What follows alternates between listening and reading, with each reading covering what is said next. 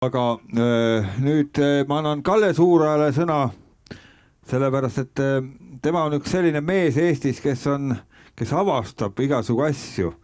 Tema on ka Hiiumaa uhkuse Kaali meteoriidikraatri Kärdla avastaja ja see oli vist 450-500 miljonit aastat tagasi, millal see asi siia kukkus.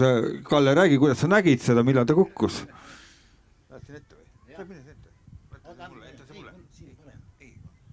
Nii on parem, jah. Jaan ei tahtnud käest ära anda. Aga nüüd ma ei tea, kuidas Jaaniga on, kas saarlased lähetasid teda, et tal sõnad suus segi läksid Kärdla ja Kaali. Sest nagu öeldakse, suurel Saaremaal on väike, imeväike Kaali, aga väikesel Hiiumaal on ilmatama suur Kärdla. Nii ta on.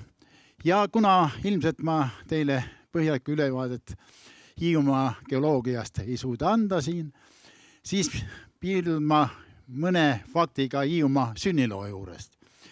Tõesti, Toomas ütles jah, et midagi erilist ei ole, aga ma jälle pareeriks seda, et midagi ikka on küll.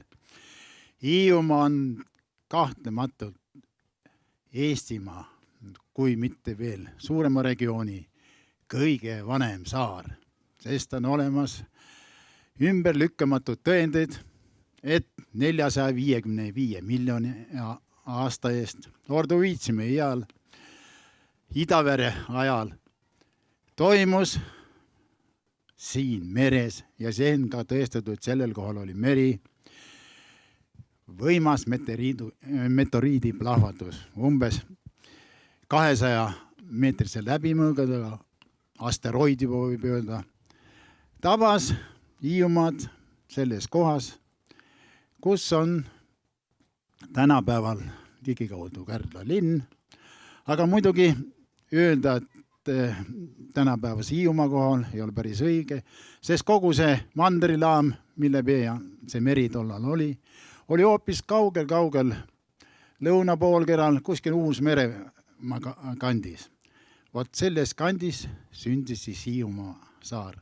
Pärast seda suurt plahvatust, oli see järgmine päev või järgmine nädal, täpselt ei tea, avastati ja avastajaid muidugi inimene ei olnud, aga meres olid mingid jälgijad olid, trilobidid ja sellised ujused ringi, et selle kohale oli kerkinud saar.